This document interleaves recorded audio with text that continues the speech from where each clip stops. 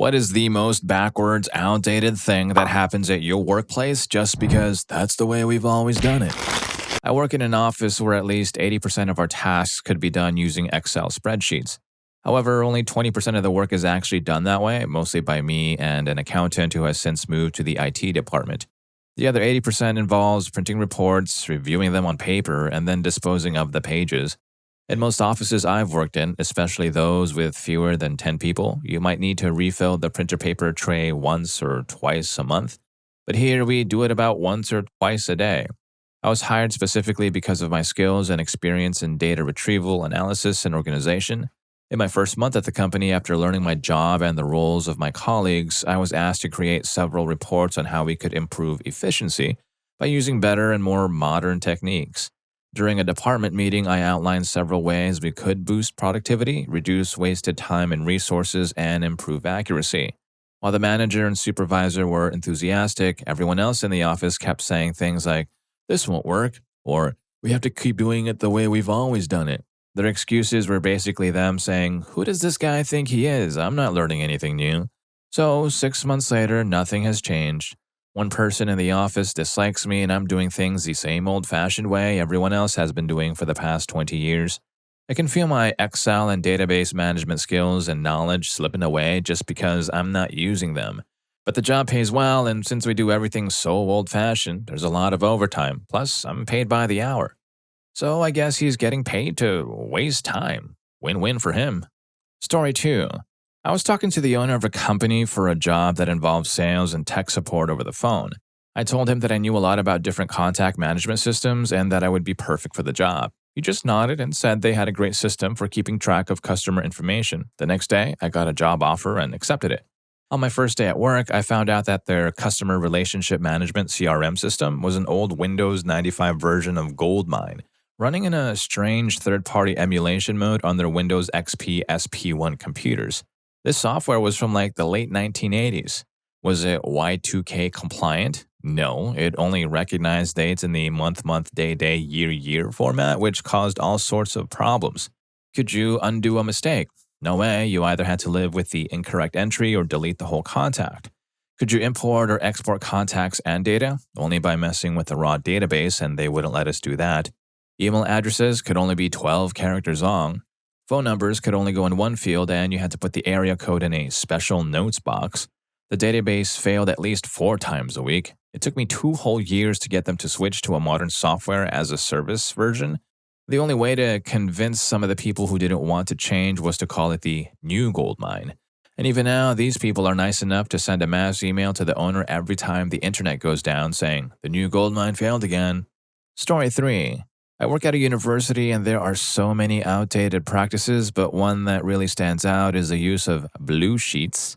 In my previous office, we had these things called blue sheets. They were legal-sized, multi-page carbon documents with a blue top sheet, which is how they got their name. Whenever I received a grant application to review, I was supposed to create a blue sheet that summarized important information, like the name of the researcher, the amount of money they were asking for, the dates of the award, the title of the project, and so on. The issue was that for the grants I managed, all of this information was already on the first page of the grant application. So I was essentially supposed to copy the information from the first page of the application onto this blue sheet, and then attach the blue sheet to the application. I asked why we needed to do this, and I was told it was very important and that I had to do it. I thought there must be a reason, like maybe it was needed for the end of the year or for an audit, so I did as I was told. After working there for a year, I never once had to use a blue sheet or was asked for one, and no one could tell me what they were used for. So I stopped making them. I did keep a list of the incoming applications that I hadn't made blue sheets for, so I could quickly make them if I was ever asked for them, but I didn't actually create them anymore. One day my boss came in and asked for a grant application, so I gave it to her. She looked at it and gasped in horror, saying, "There's no blue sheet." I thought, finally I'll find out what these blue sheets are for. So I asked her what she needed it for, and she said, "Oh, I don't need it, it just has to be there." After a lot of digging, I learned that blue sheets were created because, a long time ago, grant applications didn't have the cover sheet they do now, which summarizes all that information. Back then, the people who did data entry needed the information in one convenient place, but now all that information is already in one convenient place, the first page of the application, and we don't have data entry people anymore since the applications are created online and the information is automatically entered into our database. Even after pointing all this out, I couldn't get them to stop using the blue sheets. Story 4. I'm a lawyer and my whole profession is built on the idea of the way we have always done things. In my state, people taking the bar exam are required to wear a suit during the test. It's a 2-day exam, one of the most stressful tests you'll ever take, and you have to be in a suit the whole time. There are lawyers in my office who don't type, they only dictate their thoughts and their secretaries type out everything for them. We print out everything. My secretary works for me and 2 other lawyers who are much older than I am.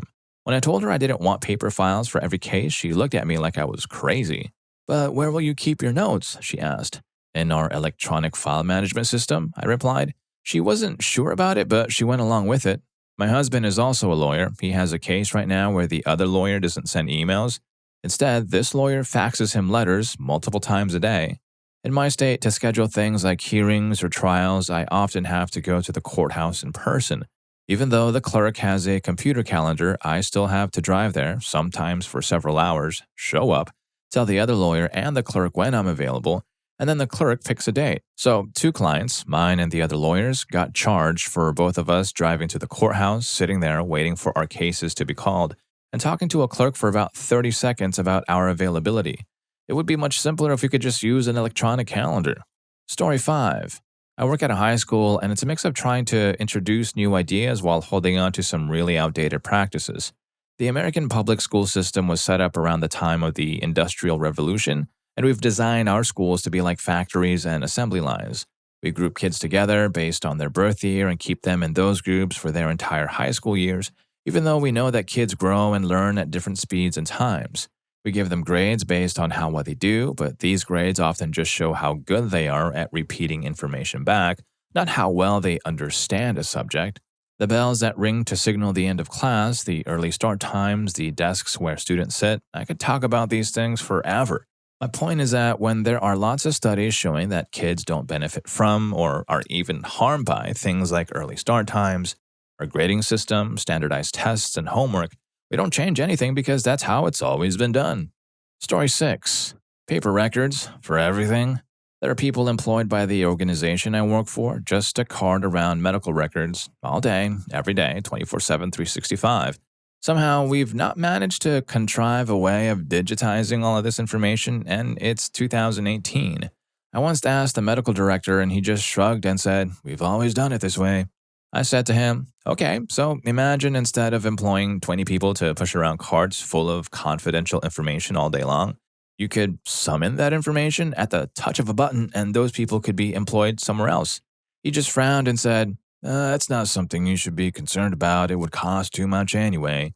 And that was the day before I handed my notice in. Story 7. I used to work at a place that used machines from the 1940s.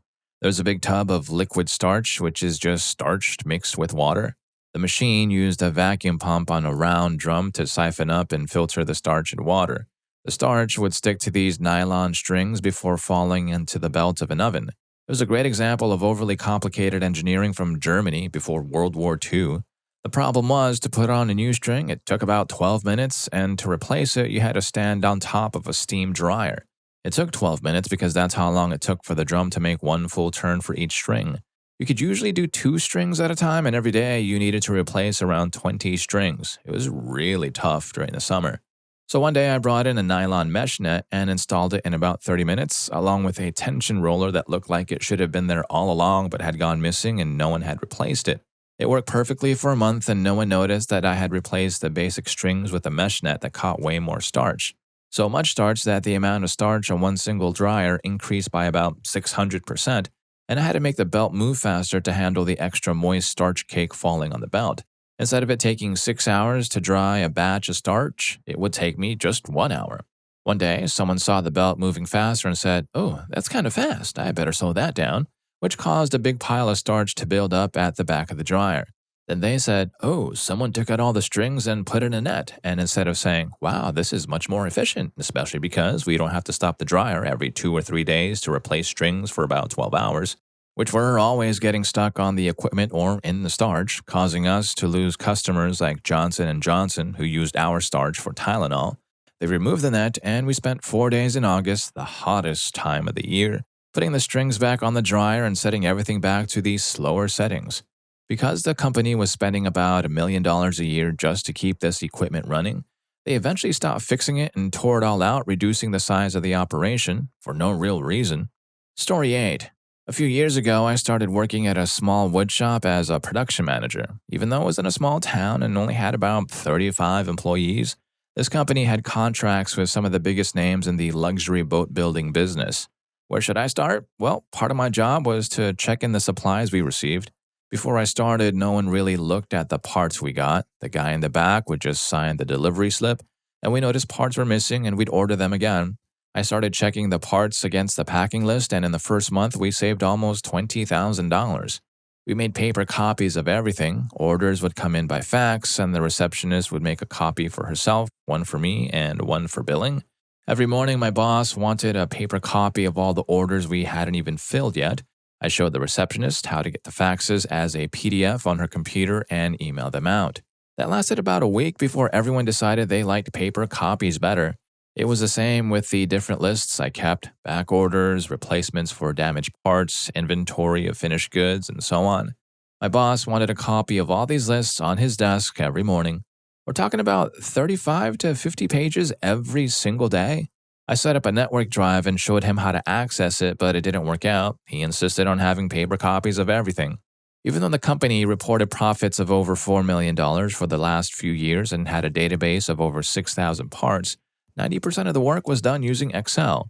I explained that Access would be better for managing a database, but we kept using an Excel spreadsheet because no one here knows how to use Access.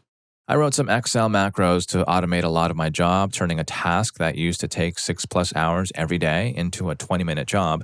Lots of copying and pasting. Well, my boss didn't like it because he doesn't trust computers to do the job right and insisted I do it all manually. I still use my macros, and the only mistakes that happen are in things I have to enter manually for one reason or another, like special parts, custom colors, finishes, etc. Basically, the whole company, from a management point of view, is stuck in 1992. I keep trying to bring in modern ways of doing things, but most of my ideas are turned down because that's not how we do things. No, it isn't, but if you did, you'd see a huge jump in productivity and a quick drop in costs. So these kinds of managers don't understand it's faster, easier, and more reliable, but they might understand this is the wad of cash you'd be able to pocket every month because of what I'm proposing we do. Story 9. Mechanical engineer. Some of my older coworkers don't use AutoCAD viewports and solely work in model space instead of the usual model space and paper space transition. This basically means that they draw a complete one-to-one model of a component, copy and paste out parts they need in greater detail. Furthermore, they manually select and drag a window for each and every plot they make. Top it off, if an assembly or a structure consisted of multiple sheets, they would spread those out across multiple files, as in example sheet 1.dwg, example sheet 2.dwg, example sheet 3.dwg, etc. It was an absolute nightmare. People with CAD experience will get what I mean. They were taught to draw on an old-school drawing board and somehow ignored input from any CAD courses they took over a 30-year period and decided to stick to the old method for creating drawings. I came into this company to do 3D Autodesk Inventor modeling and was completely baffled once I found out how the 2D CAD drawings were made. Story 10. We currently are using Microsoft Word as a database for information used daily by most of my team. The document is 78 pages long, inconsistently formatted, and in Comic Sans font. I got such looks when I suggested this might not be the best strategy, though thankfully, management is giving us the green light to build an actual database. Also, half of our billing team used paper and pencil to balance bills for large groups. When one of them was tasked with training a new hire, the new hire ended up having to reach out to the more technologically adept team members to figure out how to do the job in the 21st century. These team members seem actively afraid of learning to use Excel, and yes, these are the oldest members of the team. They are close enough to retirement at this point to even try to learn any new methods. Story 11. One of the colleges I work at continues to rely heavily on paper forms and inter-office mail, payroll, parking, schedule changes, attendance and grade submission, etc. I needed a classroom reassignment at the start of the semester.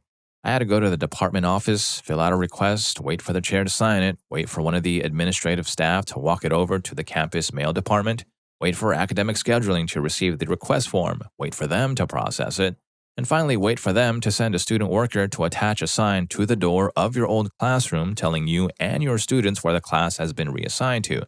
It took about a week to fulfill the request. I called the scheduling office around day 3 for an update, and they hadn't even received the request yet. When I asked them to call or email me with a new room assignment, they told me it was policy not to email faculty. Story 12. Motion Picture Property Master checking in. TV and film studio work has undergone a revolution in the last decade and a half. Virtually all of it is now recorded digitally, obviating the previous needs for thousands of feet of print film to be loaded into bulky and mechanically complicated magazines every day, and for sound to be recorded on 1/4-inch magnetic tape reels, then transported to the sound editor. When I started, Video Assist was an expensive a la carte service that was only brought on for special days, even on features, like when a big practical effect was to be taken. Other than that, it was all up to the camera operator to get the take. But now, even the cheesiest, cheapest TV series sports full-time video on 2 to 4 large and precise digital screens at Video Village, so the producers, director, and DP can see exactly what's being recorded at all times. Likewise, Steadicam has gone from being a maybe once every 2 weeks call-in specialty camera rig to where one of the crew's camera ops, sometimes two, has a Steadicam package on standby every filming hour of every day, waiting for the director's call to suit up. The simultaneous technical advances of low-light digital photography and color temp adjustable LEDs have heavily influenced our lighting department, as have other more efficient methods of creating light. Gone forever are the days of giant incandescent or carbon rod Clegg and Mole Richardson studio lights powerful enough, and production electricians everywhere, thank God for that. We in the prop department have gone from taking continuity photos with a Polaroid and a flash bar, then storing them on a ring clip, to taking them on our iPad, annotating them digitally, and instantly sending them to the prop master's desktop.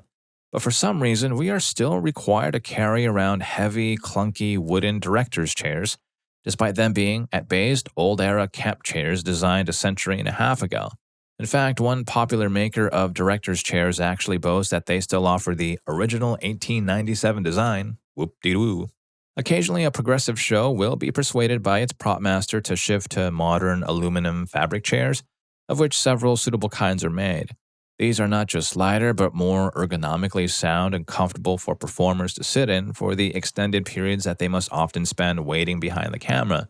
But by and large, property departments the world over are still required to lug around a dozen or more 22-pound wooden chairs every place we go, with performers' and producers' names prominently emblazoned on the back. Why? Because, well, we've always done it this way. Story 13. At one of my previous jobs, we had a scientific instrument that output about a dozen very important numbers for every measurement. The output was usually printed directly from the program. Then those results were typed in, remember, very important numbers, to the computer manually into an Excel worksheet.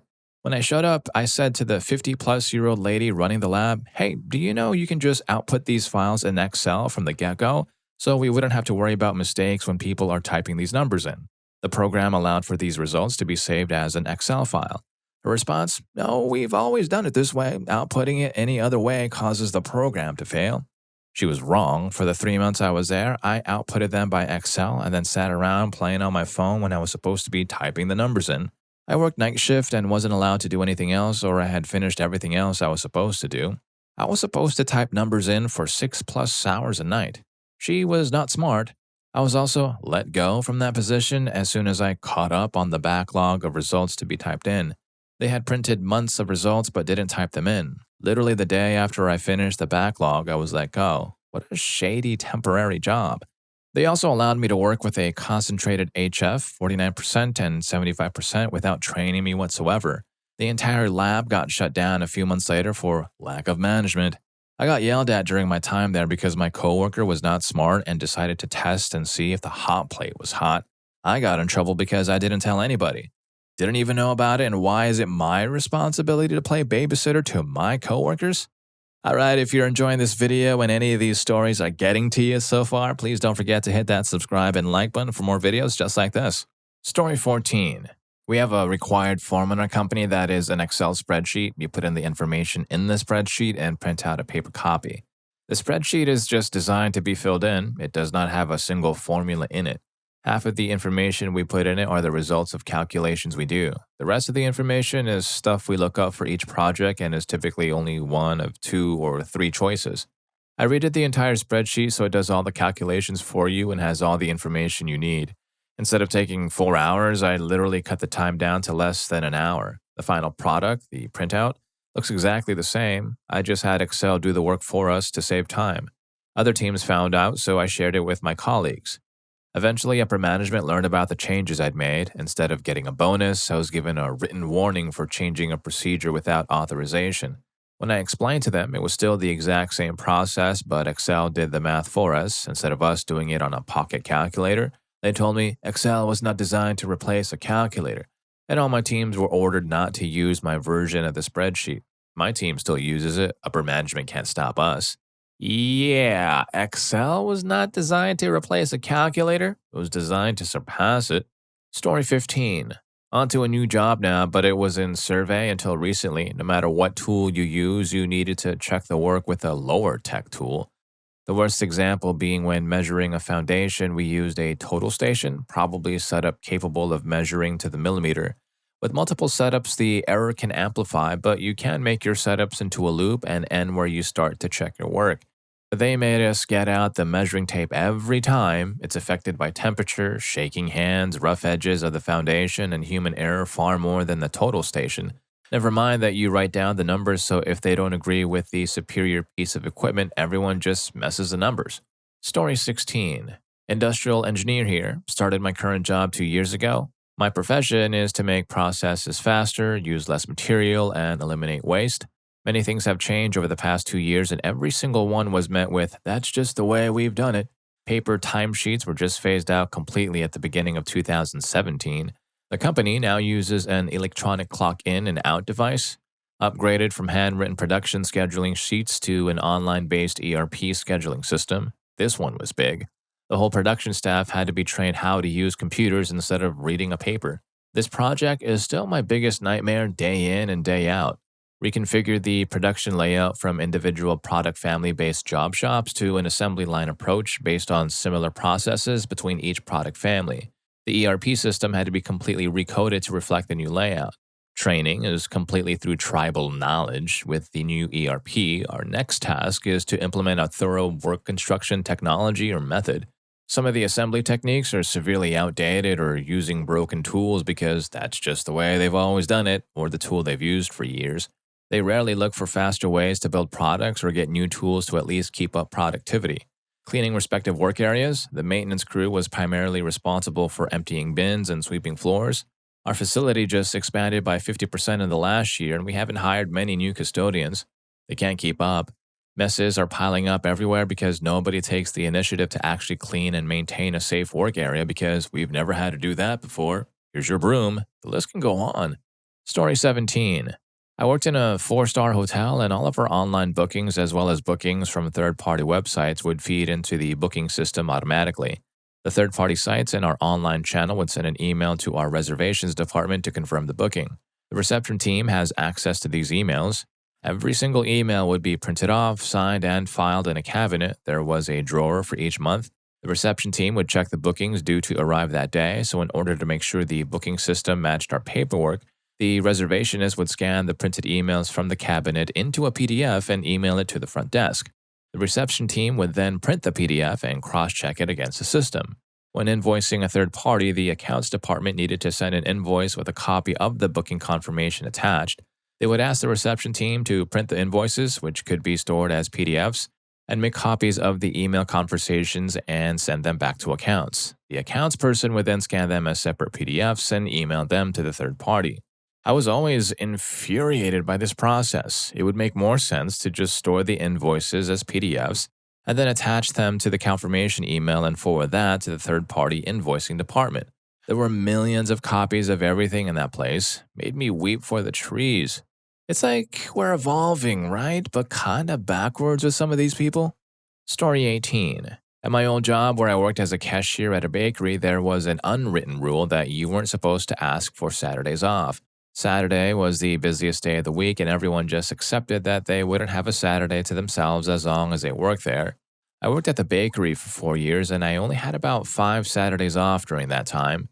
Those days off were either because the bakery was closed for holidays or because I took a day off for my grandfather's funeral, which annoyed everyone there.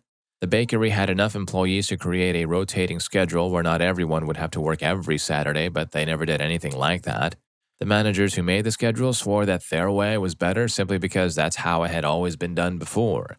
I should also mention that most of the employees were high school and college students, the people who would love to do anything else on a Saturday more than anyone else. Story 19.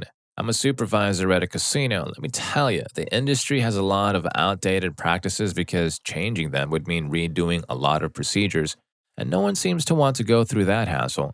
I moved from a casino that opened in 2013 to one that's been around since 1985, and oh boy, there's a big difference. One example is how we track money and player ratings in the table games area where I work. It's all done on paper. From one shift to the next, we write down how much money is on each game and pass those numbers up to our department managers on paper. Then the managers have to enter those numbers into spreadsheets on their computers, even though there are computers right there that supervisors like me could easily use to do this throughout the day. As players come and go, we write down how much money they started with and how much they left with, all on paper. Then we take all that information and put it into a central database by typing it into a computer that we have access to. It's a lot of extra work that could be simplified with a more modern system. Story 20. I worked for a business, recently paid them a visit, and found out they're going bankrupt because the boss refuses to advertise online.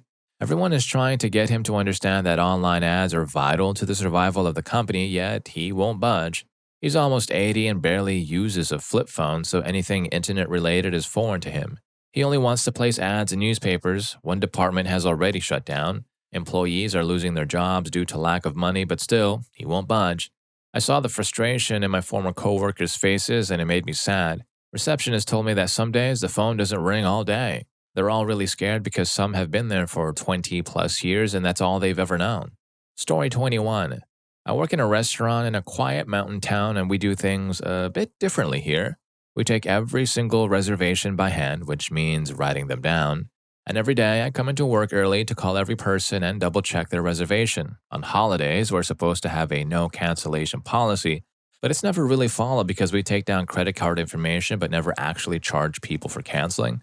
Now, imagine every employee having the ability to write down reservations when there are only 13 tables in the restaurant.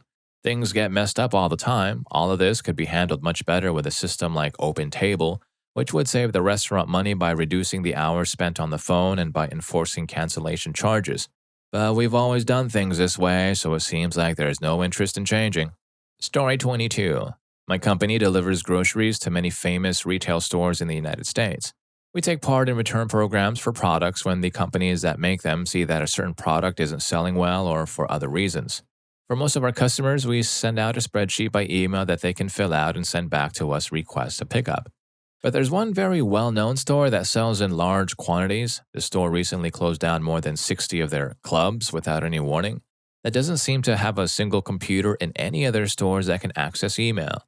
So we have to print out a form and send it to the stores by fax, and then the stores fill out and fax it back to us. Many times there are mistakes or differences, so we have to write notes by hand on the fax copy and then send it back to the stores by fax again. Sometimes the same fax is sent back and forth more than a dozen times before we can agree on the return. It takes a crazy amount of work to talk to this particular customer. Story 23. In our building, we have parking, and we need to swipe our ID cards at the gate to get in. If you forget your ID for some reason, the security guard makes all the cars behind you back up so you can park on the side. Then you have to get out of your car, walk through to the reception area, and sign in. You also have to give them your national ID card so they can hold on to it while they give you a guest pass. After all that, you have to go back to your car, reverse back into line, and park on one of the floors. But then you find out that the guest pass doesn't open the car park doors to the elevators, so why would they give you the guest pass? You end up having to wait by the door for someone else to come along and use their pass to get in, or you have to walk all the way down and out of the parking lot, back to the front entrance and through the gates there. Story 24. Not automating processes. I had a meeting with the VP asking him for info on milestones and trigger points in our processes so that I can coordinate a program to automate our back end. My boss has assigned me the task, but the VP just kept telling me that the data is there and it's a manual process. I changed tack and started asking about how the process is now, and he started telling me all the manual steps that have to be done and who is responsible for them. Several overworked departments and people. He started complaining about how these processes are very inefficient and take up a lot of these people's time and effort. He finished the meeting by telling me he wished everything was more automated. Sometimes I just really hate trying to make things better. Story 25. Cheating a bit because it was the university I studied abroad at rather than somewhere I worked. It was in Japan, if that tells you anything. If there's anything that could be bogged down with pointless paperwork, it is, and that's just on the student side of things. I think the worst example was turning in any final papers. To turn them in, we had to first come to the university, get and filled out a form listing the professor's name, class, student ID number, and a summary of your paper. Second, go to another building and fill out a form indicating that you're turning the paper in and to which professor, then have it cross-checked by some university official who makes sure that you, your professor, and your class actually exist. Third, they give you a confirmation form and then turn in your paper in yet another building. And fourth, you take your confirmation form and submit it to the secretaries who run your professor's office. It took like an hour to do each time. Story 26. I work as a software developer for an ad agency. Unfortunately, my company got its start in print, so a lot of the senior people still have very print-centric mindsets and just see digital projects as print projects but on computer screens. The most archaic manifestation of this is our review process. Say, I finish working on a website and it's ready for the designers and everyone else to review.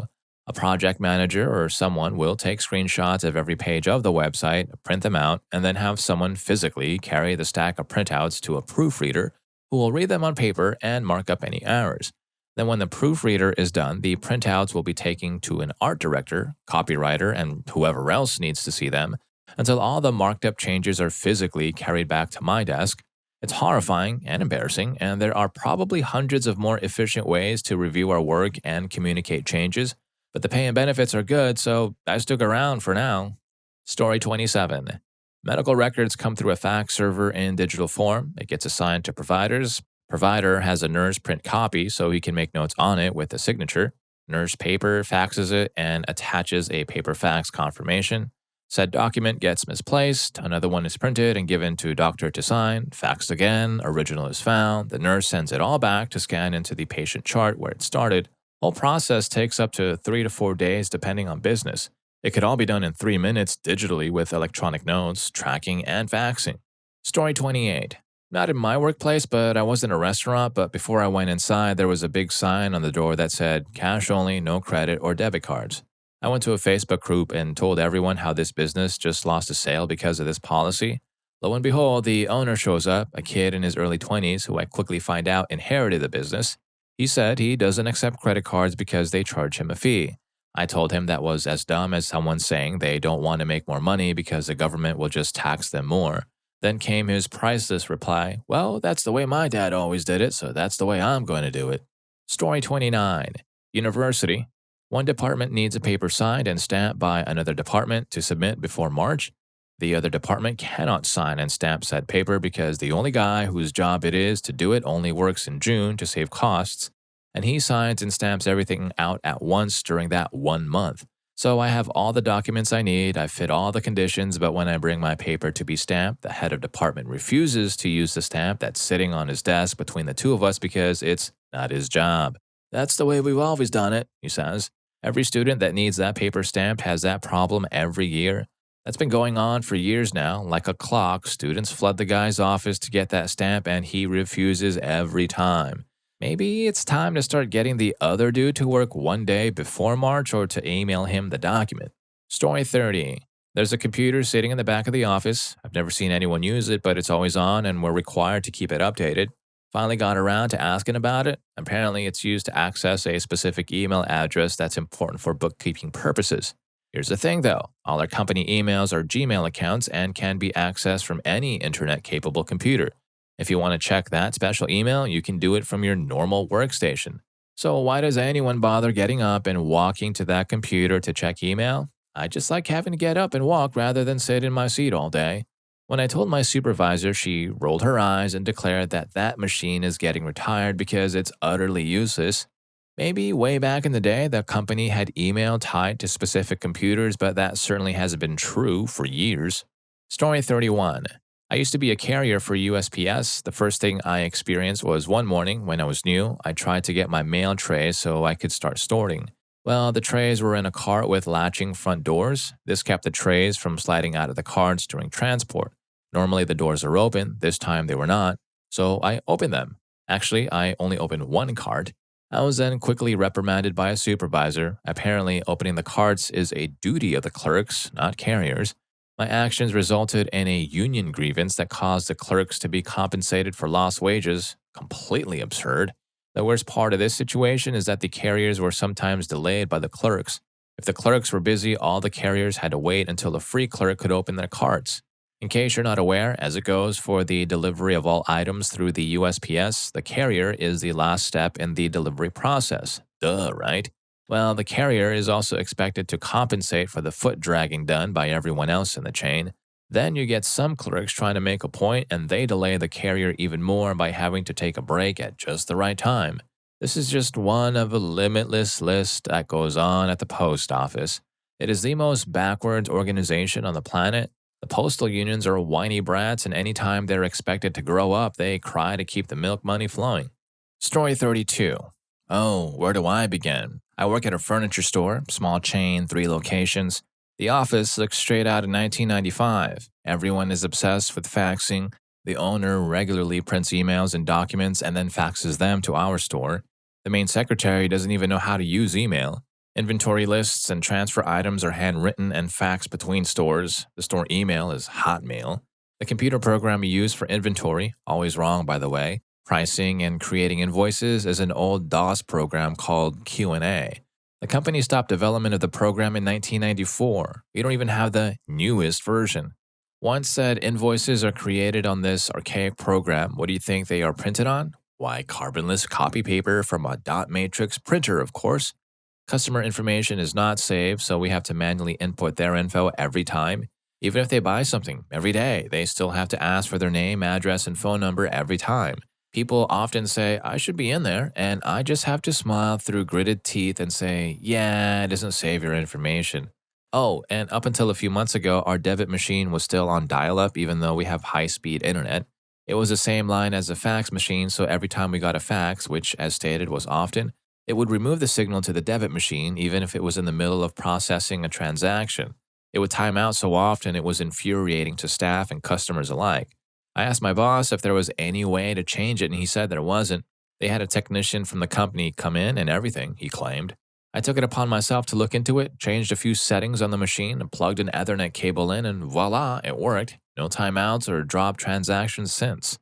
Story 33. Social worker for a nonprofit that contracts with a government agency.